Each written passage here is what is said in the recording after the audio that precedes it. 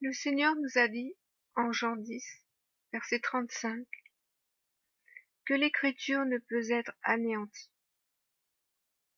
Il le dit tout autrement en Matthieu 5, lorsqu'il dit « Ne croyez pas que je sois venu pour abolir la loi ou les prophètes. Je suis venu non pour abolir, mais pour accomplir.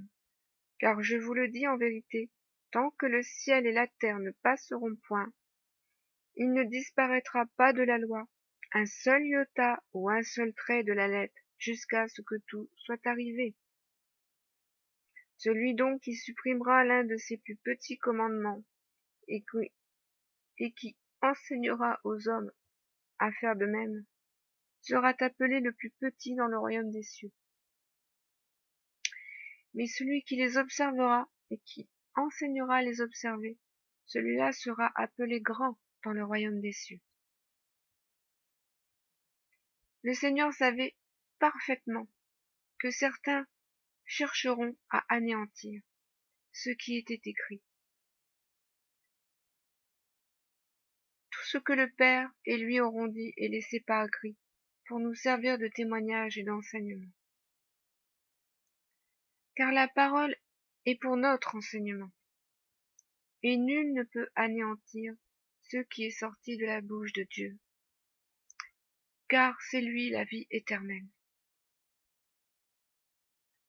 Anéantir dans Jean 10, 35 veut dire chercher à supprimer, violer, dans le sens d'éliminer un précepte, afin de s'en dégager et de se rendre libre de ce précepte.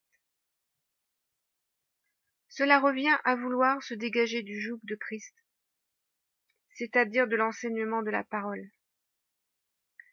Chercher à ne plus devoir y obéir, et cela s'appelle la désobéissance, qui appelle sur l'homme la malédiction de Dieu.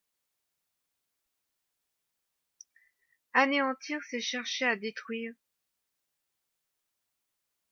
ce qui a été construit par Dieu.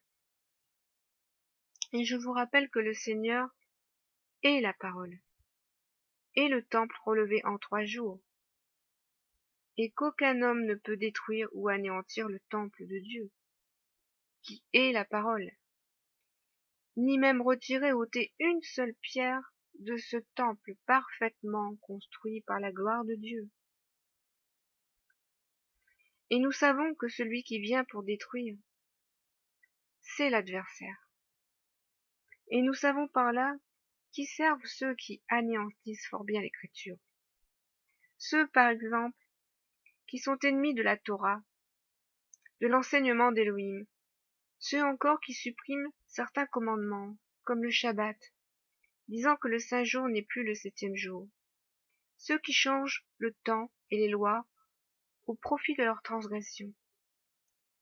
Car oui, changer la parole, c'est détruire ce qui a été construit par Dieu pour construire autre chose à sa place. C'est anéantir une partie de l'édifice pour le reconstruire non plus comme Dieu l'a voulu, mais comme l'homme le voudrait, selon son cœur mauvais.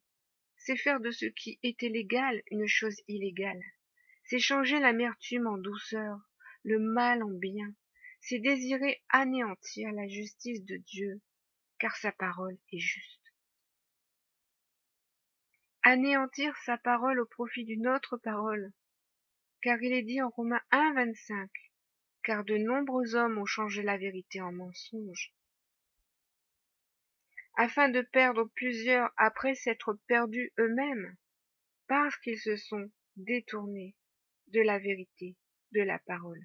Ils se sont détournés de Dieu, mais la colère de Dieu se révélera contre toutes les impiétés qu'ont commis les hommes.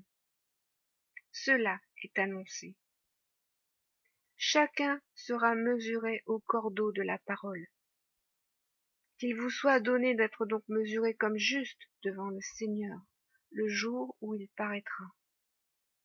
Qu'il vous soit donné de n'avoir pas mis votre confiance ou votre espérance dans le mensonge d'une parole falsifiée, à cause de l'anéantissement de certains. Car la parole ne peut être anéantie, car la parole est Dieu, et la parole est éternelle. Celui qui est demeure éternellement, et celui qui est assis à sa droite demeure éternellement auprès de lui. Et il est la parole, celle qui nous a été laissée par écrit, par les témoins qu'il s'est choisis.